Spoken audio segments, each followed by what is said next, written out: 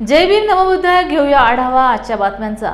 बांगलादेशमध्ये होत असलेल्या हिंदूंवरील अत्याचाराविरोधात आज कोल्हापुरात शिवसेना ठाकरे गटाच्या वतीने पुणे बंगलोर हायवे रोडवर तावडे हॉटेल जवळ आंदोलन करण्यात आले। या निदर्शनावेळी बांगलादेश सरकार विरोधात जोरदार घोषणाबाजी करण्यात येऊन बांगलादेशचा झेंडा पायदळी तुडवण्यात आला। यावेळी बोलताना जिल्हा प्रमुख संजय पवार यांनी मोदी सरकारवर जोरदार ताशेरे ओढले। या आंदोलनाला पोलिसांनी परवानगी नाकारली होती।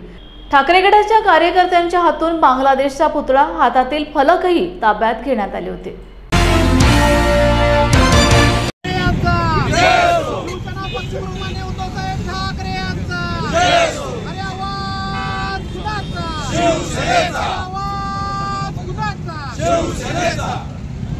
हिंदू सम्राट सरसेनापती माननीय बाळासाहेब ठाकरे साहेबांचा, शिवसेना पक्षप्रमुख उद्धवजी ठाकरे साहेबांचा। अरे उद्धव साहेब आगे बढ़ो, हम तुम्हारे साथ हैं। उद्धव साहेब आगे बढ़ो, हम तुम्हारे साथ। बंगाल है, शिवसेना अंगार है, बाकी सब बंगाल है। छत्रपति शिवाजी महाराज की जय। जय भवानी, जय शिवाजी।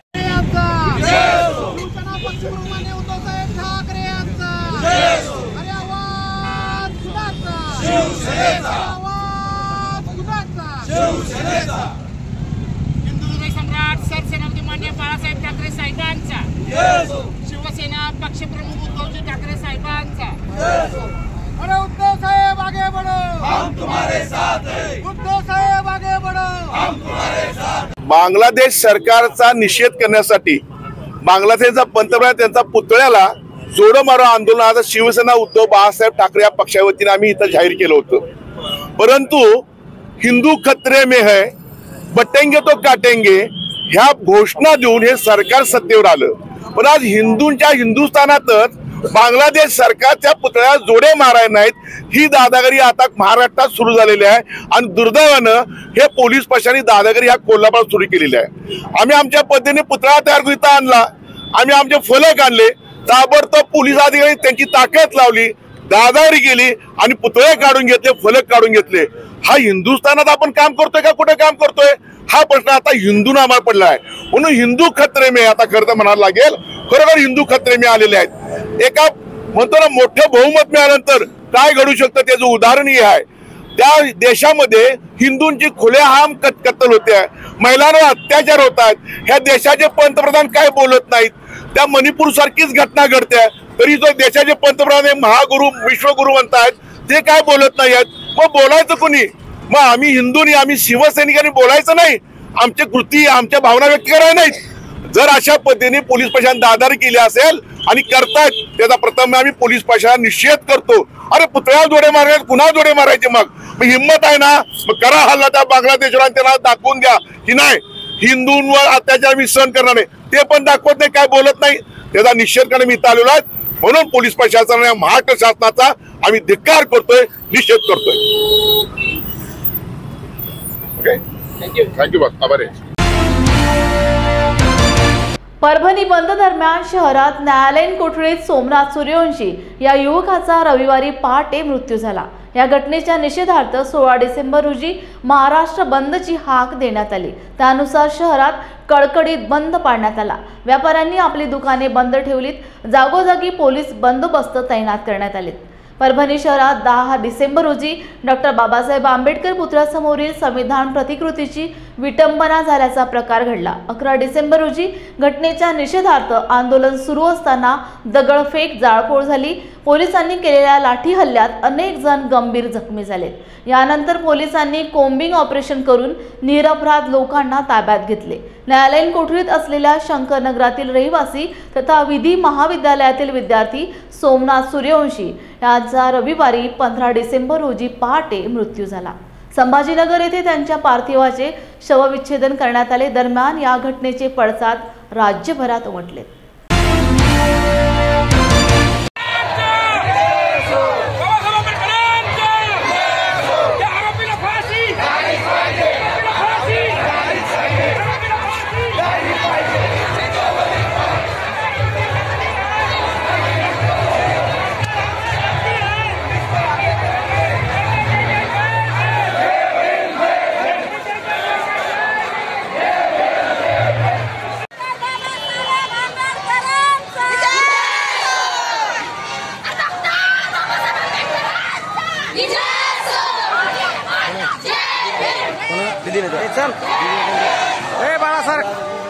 जोरा हे इकडे ये ना तू.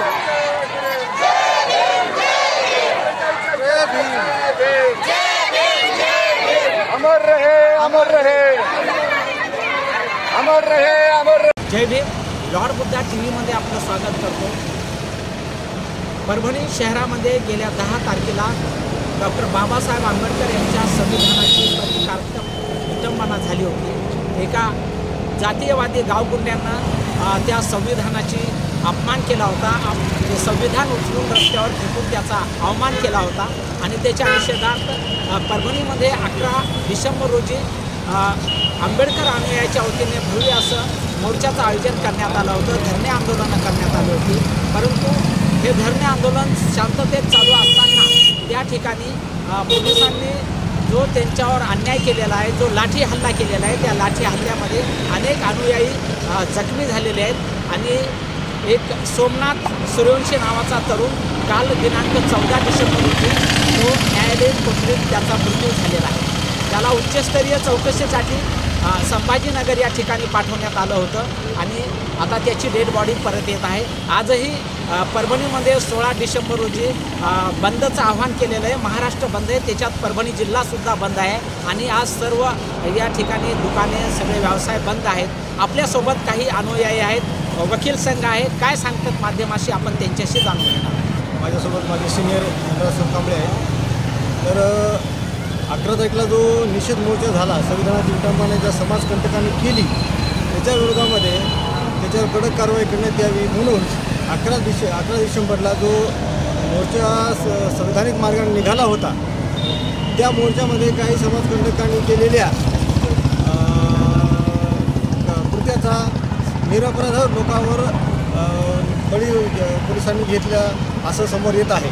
कारण निरपराध लोकांना ह्यांनी पोलीस कस्टडीमध्ये नेलं आणि तिथं अमानुषपणे मारहाण केली आणि त्या मारहाणीमुळं या जे युवक आहेत या युवकांना गंभीर दुखापत झालेल्या आहेत आणि त्या ज्या वेळेस त्यांना PCRमधून मॅजिस्ट्रेटसमोर आणल्या गेलं त्या दिवशी त्या मुलांना अक्षरशः गंभीर मार होता.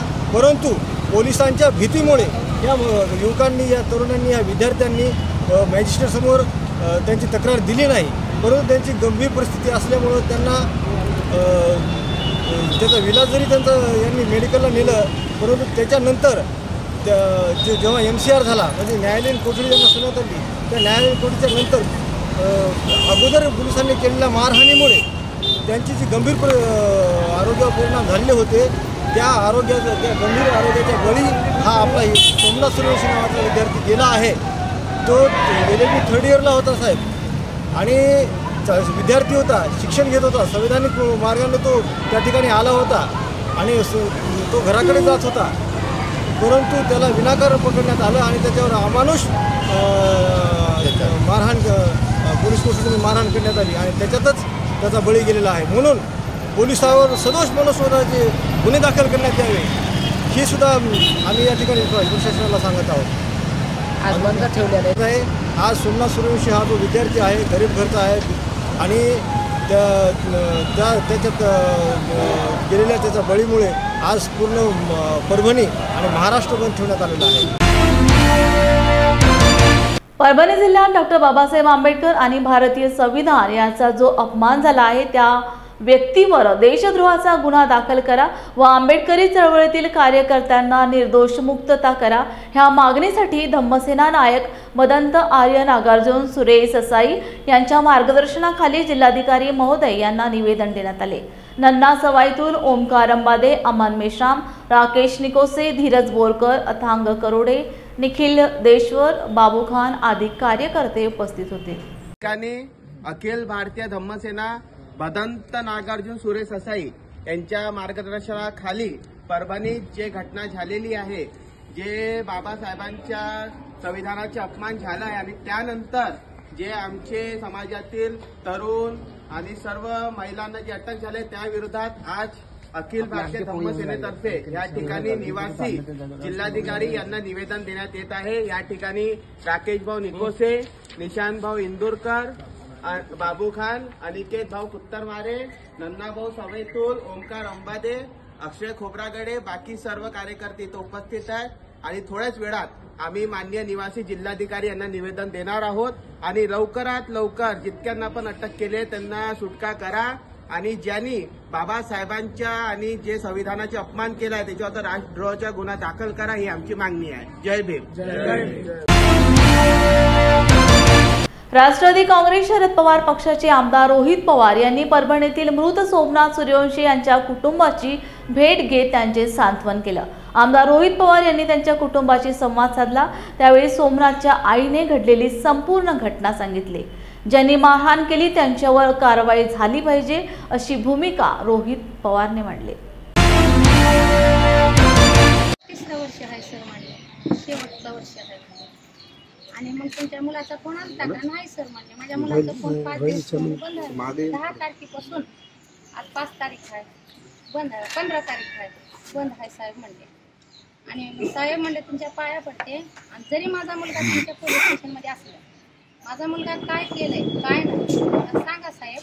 2 गोष्टी माझ्या मुलासोबत बोलू द्या मला म्हणले आणि 2 गोष्टी बोलू द्या. मग मला रड म्हणले, पोरं कामाला गेले आणि एकटी कसं येईल म्हणले.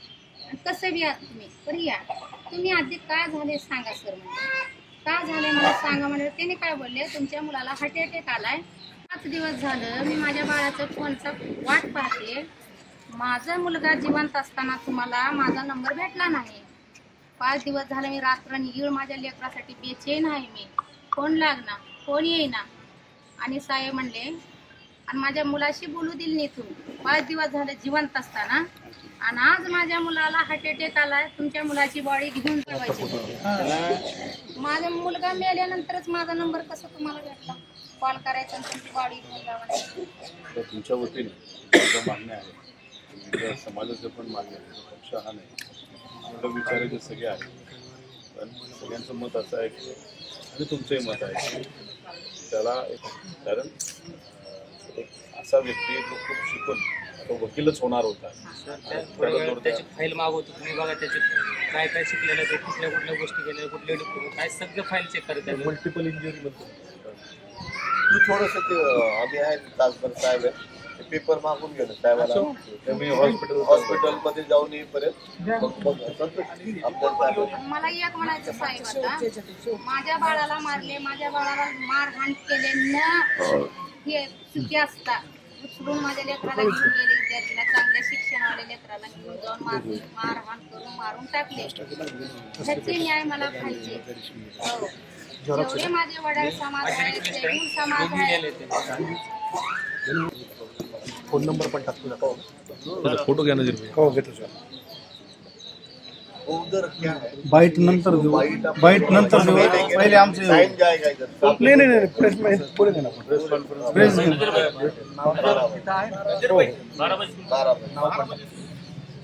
नाव आहे, मोबाईल नंबर टाक, मोबाईल नंबर टाक, नाव टाक.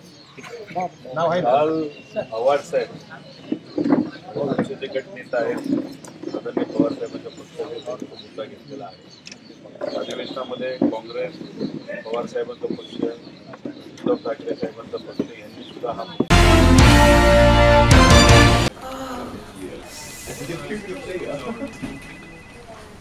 बॉस ने मीटिंग बुलाई. क्या यार, आदमी की तकलीफ को तो समझो. बाहर बाहर उठो बैठो. जनाब, तकलीफ उठने बैठने की नहीं, तकलीफ बवासीर की है. बवासीर, फिशर, भगंदर, पाइलोनियल साइंस का आयुर्वेद तथा आधुनिक लेजर से उपचार. अभ्युदय पाइल्स लेजर हॉस्पिटल, लोहार समाज भवन के पीछे, महापुष्प सोसाइटी, शताब्दी नगर चौक से मनीष नगर रोड, नागपुर. कॉल और विजिट करें www.pilesfistulacure.com. परभणी बंद दरम्यान शहरात न्यायालयीन कोठडीत सोमनाथ सूर्यवंशी या युवकाचा रविवारी पहाटे मृत्यू झाला. या घटनेच्या निषेधार्थ 16 डिसेंबर रोजी महाराष्ट्र बंदची हाक देण्यात आली. त्यानुसार शहरात कळकळीत बंद पाडण्यात आला. व्यापाऱ्यांनी आपली दुकाने बंद ठेवली. जागोजागी पोलीस बंदोबस्त तैनात करण्यात आले आहेत. तेव्हा आता जसं काही जणांनी कायदा आपल्या हातात घेतला, कायदा त्यांनी आपल्या हातात घेतला आणि कायदा हातात घेऊन त्यांनी लोकांना असताना उलट सुलट बडवायला सुरुवात केली.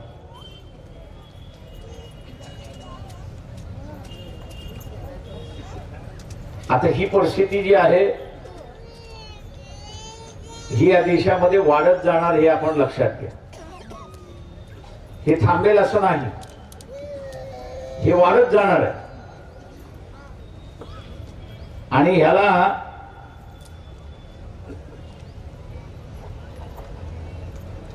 थांबवायचे असेल तर काही गोष्टी तुम्ही असणाऱ्या पाळल्या पाहिजेत.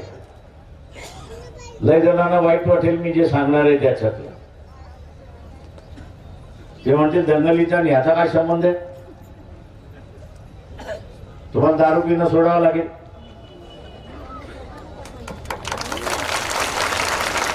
तुम्हाला असं आयडेक्स खाणं सोडावं लागेल,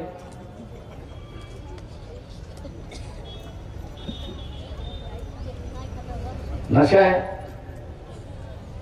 आयडेक्स लोक बिर्याणी ब्रेड वरती लावून खातात. ही नशा आहे, ही सोडावी लागेल. आणि ते सोडून स्वतःला मजबूत करावं लागेल.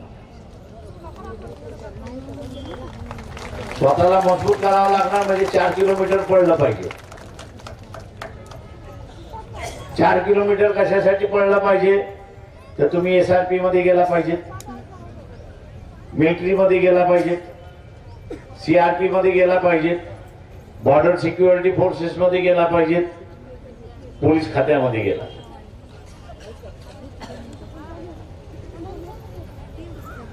तिथे जाणं म्हणजे आपण असणार हा जो बेकाबू झालेला जो आहे त्याच्याशी संवाद करतो. आता काही बेकाबू झालेले मला फोन करतात, साहेब सॉरी. अरे म्हटलं सॉरी म्हणून काय उपयोग आहे? तुझं डोकं फिरलं होतं ना, काय करू? आता हे जे काय करू जे आहे असा जो एलिमेंट आता असताना शिरकाव झालेला आहे याच्यावरती नियंत्रण करायचं असेल तर या देशामध्ये कोणाचा धर्म काही असो, कोणाची जात काही असो, कोणाचा समाज काय असो, प्रत्येकाला राहण्याचा अधिकार आहे आणि ह्या देशावरती त्याचा अधिकार आहे हे आपल्याला असताना त्या ठिकाणी पसरावं लागणार आहे. आपण दंगल बघतो, पोलिसांनी केलेला लाठीमार करतो. मान्य आहे मला की ज्यांनी लाठीमार केला त्याला असताना गुन्हा झाली पाहिजे, शिक्षा झाली पाहिजे, त्या पोलिसाला शिक्षा होईल, मान्य आहे. पण त्याच्यासारखे अनेक पोलीस आहेत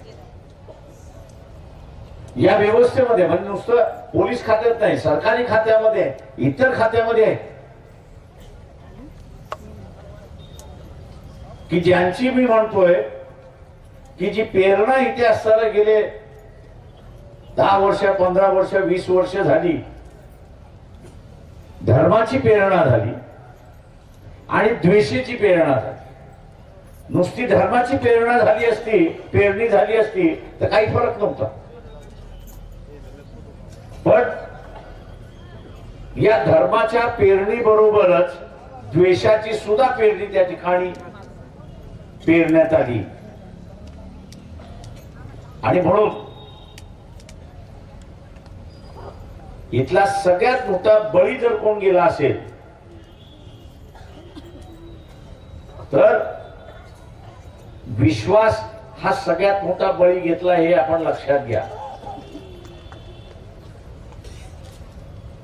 आणि हा विश्वास बळी गेल्यामुळे आपण एकमेकांकडे असताना संशयाच्या वातावरणात त्या ठिकाणी पाहतोय अशी परिस्थिती आहे.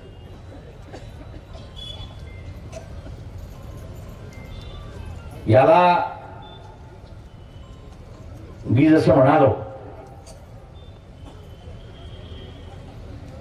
की याला बदलायचं असेल, काबूमध्ये आणायचं असेल, बदलत्या परिस्थितीमध्ये त्याला असं न्यायचं असेल तर त्या व्यवस्थेचा आपल्याला भाग होणं गरजेचं आहे. त्या व्यवस्थेचा भाग होणं गरजेचं आहे आणि त्या व्यवस्थेमध्ये आपण जर गेलो तर आपण त्याच्यावरती नियंत्रण करू शकतो अशी असणारी परिस्थिती आहे, त्याच्याशी डायलॉग करू शकतो अशी असणारी परिस्थिती आहे. त्याच्या चुकीच्या प्रेरणेमुळे त्याचं जे डोकं खराब झालेलं आहे त्याला आपण असताना त्या ठिकाणी दुरुस्त करू शकतो. आणि याच्यापेक्षा बाबासाहेब जे म्हणाले होते की इथलं असणारं व्यवस्थेवरती नियंत्रण करायचं असेल, व्यवस्थेवरती नियंत्रण करायचं असेल तर स्वतःची झोपडी असली पाहिजे हे बाबासाहेब म्हणत होते. म्हणजेच स्वतःचा विचार असला पाहिजे अशी असणारी परिस्थिती आहे. ही झोपडी जोपर्यंत आपण निर्माण करत नाही तोपर्यंत वेगळेपण आपल्याला दाखवता येत नाही. वेगळ्या विचाराचा असणारा प्रवाह आहे तो आपल्याला असताना त्या ठिकाणी दाखवता येत नाही. मला अनेक जण आज असताना परभणीतल्या फुलेशाहू आंबेडकर वाद्याने जो लढा दिला त्याच्याबद्दल दात नाही असं म्हणतायत. इतर कोणी असते तर दबून गेले असते अशी परिस्थिती आहे. जी न्याय व्यवस्था निर्माण करते आता ते न्यायालय तरी आम्हाला न्याय देणार आहे की नाही. भीमा कोरेगाव झालं, इथं खैरलांजी झालं, इथं रमाबाई हत्याकांड झालं, आज परभणीमध्ये झालं. पण आता हे आम्ही सहन करणार नाही. पोलिसांवर जे पोलीस दोषी आहेत, जे पोलीस निर्दोष आहेत, आमचं त्यांच्याबद्दल काही म्हणणं नाही, ते त्यांचं कायद्याचं काम करत आहेत. पण ज्यांनी कायदा मोडून कायदा हातात घेऊन ज्या पोलिसांनी जे काही कृत्य केलेलं आहे आणि त्यातून सोमनाथचा जो बळी गेलेला आहे त्या पोलिसांवर 302 अंतर्गत गुन्हा दाखल झाला पाहिजे.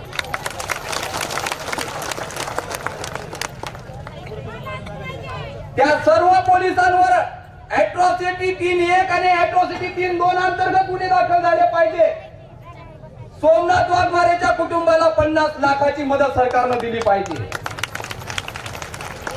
सोमनाथ सूर्यवंशीच्या परिवाराला, त्याच्या कुटुंबाचा एका व्यक्तीला नोकरी दिली पाहिजे सरकारनं. विविध मागण्यांसाठी कोल्हापूर जिल्ह्यातील हातकणंगले तालुक्यातील मौजे सोनारली गाव विकास समितीतर्फे जिल्हाधिकारी कार्यालयासमोर बेमुदत धरणे आंदोलन सुरू केले आहे. 2 दिवसात मागण्यांकडे शासनाने लक्ष नाही दिले तर जिल्हा पोलीस प्रमुखांना निवेदन देऊन मंत्रालयापर्यंत धडक देणार असल्याची माहिती हमीद पन्हाळकर यांनी लॉर्ड बुद्धा टीव्ही चॅनलशी बोलताना दिली.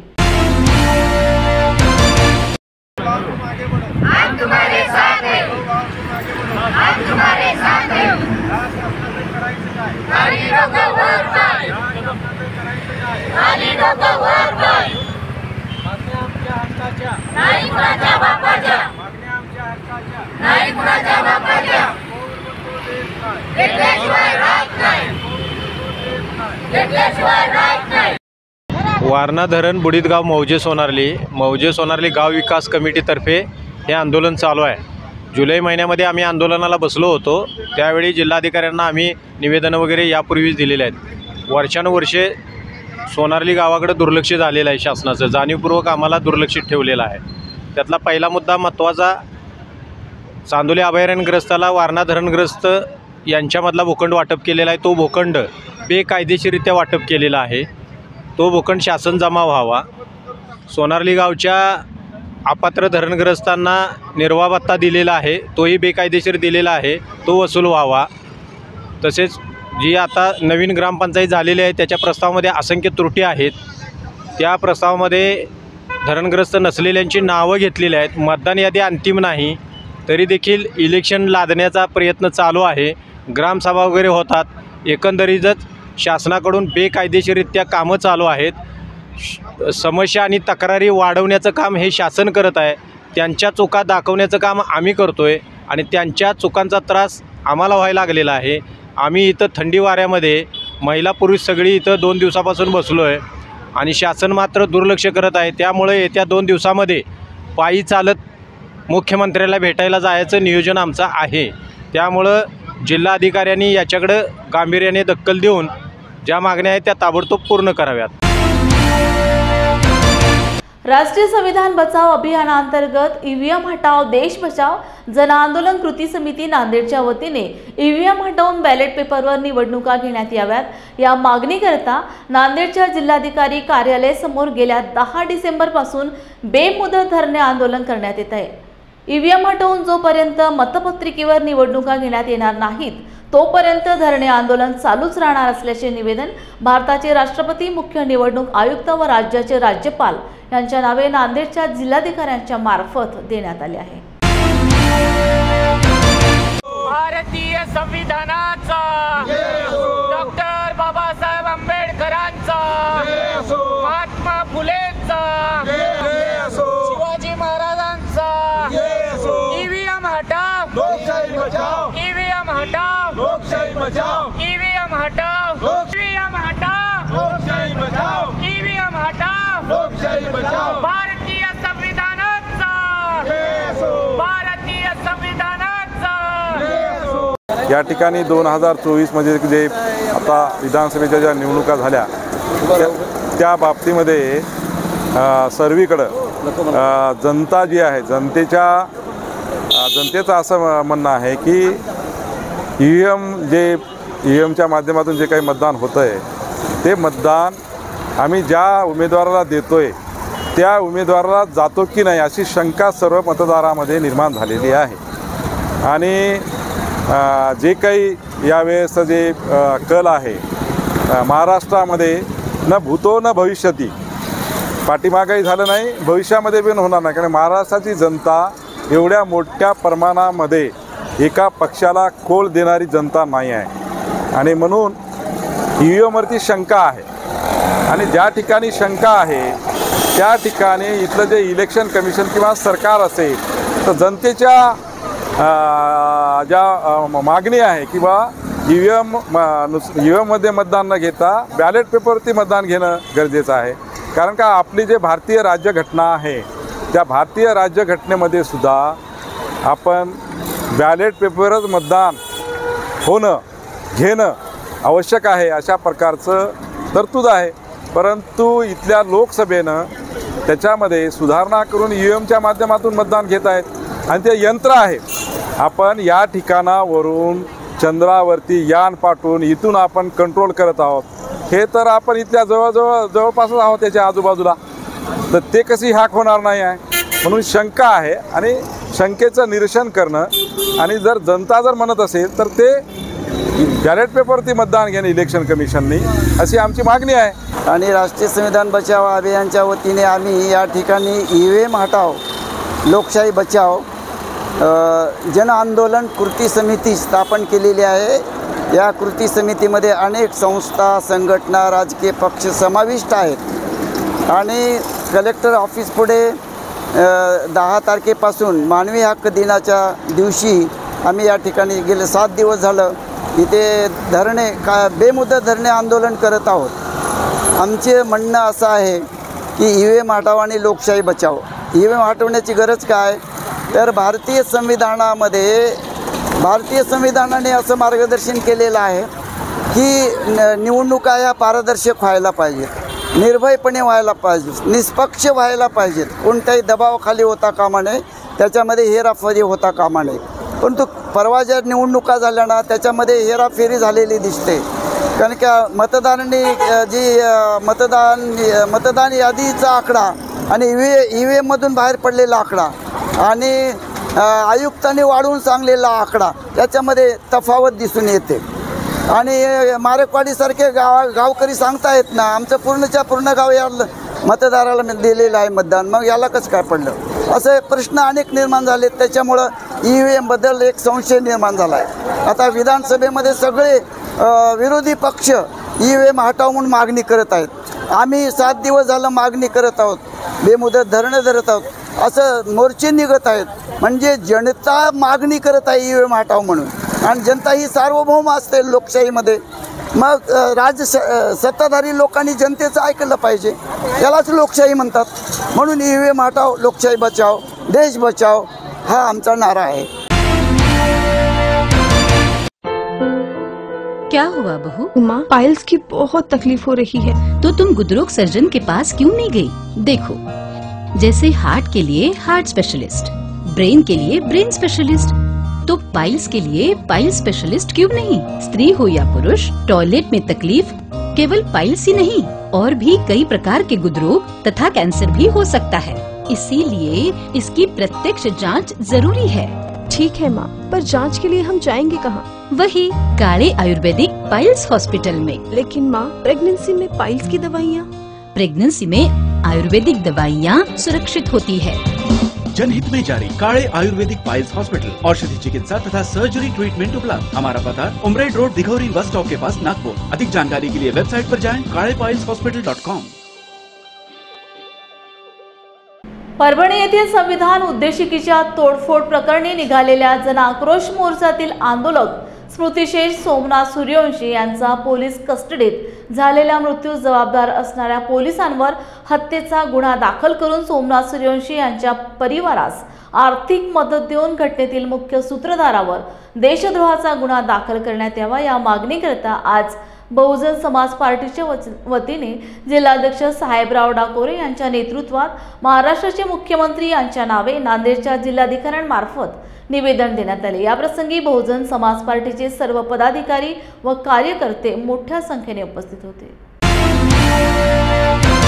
बहुजन समाज पार्टीचा जय हो, बहुजन समाज पार्टीचा जय हो।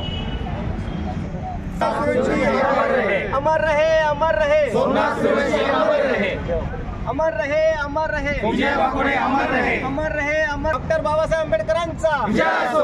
बीएसपी आई है, नई रोशनी आई है। बाबा साहब के बब्बर शेरों, मनुवाद के जड़े उखाड़ो। बाबा साहब के बब्बर शेरों, मनुवाद के। मी साहेबराव डाकोरे, बहुजन समाज पार्टीचा नांदेड जिल्ह्याचा अध्यक्ष।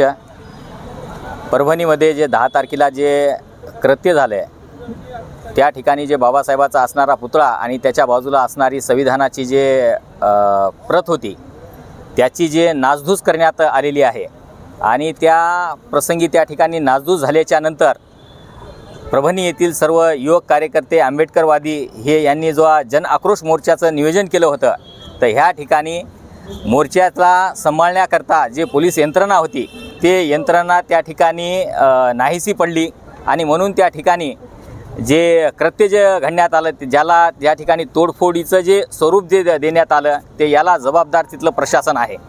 कारण त्या प्रशासनानं त्यांना मोर्चा आहे हे माहीत असता वेळेसुद्धा आणि ज्याने हे कृत्य केलेलं आहे त्याला आरोपी न सिद्ध करता त्यांनी त्याला माते फिरू म्हणलेलं आहे।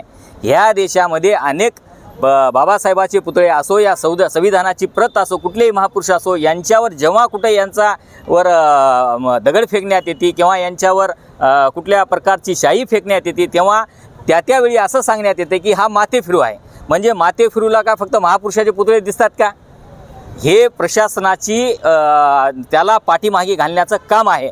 म्हणून त्या ठिकाणी जो आंबेडकरवादी आहे ते आक्रमक झाला, त्याला तिथला पोलीस प्रशासनच जबाबदार आहे। आणि त्यानंतर तिथं जे घटना झाली आणि तिथल्या पोलीस प्रशासनानं जे कोमिंग ऑपरेशन त्या ठिकाणी सुरुवात केली, अशी सुरुवात केली की ज्यांचा कोणाचा दोष नसता वेळेसुद्धा घरातून घुसूघुसू त्या तिथल्या महिलाला असो, लहान बाळाला असो या मोठ्यांना असो, त्यांना जाणून बुजून टार्गेट करून त्यांच्यावर म्हणजे अनुषपणे असा इतका मारहाण करण्यात आली की त्याचं आपण म्हणजे गांभीर्यानं जर घेतलं तर एकदम जातीवेता द्वेष मनामध्ये ठेवून मारण्यात आलेला आहे या ठिकाणी। म्हणून ह्या घटनेचा आम्ही ह्या ठिकाणी निषेध करतो आणि त्या मारहाणीमध्ये ज्या आंबेडकरवादी सोमनाथ सूर्यवंशीचा जो त्या ठिकाणी मृत्यू झाला, त्या मृत्यूला सुद्धा तिथलं पोलीस प्रशासनच जबाबदार आहे।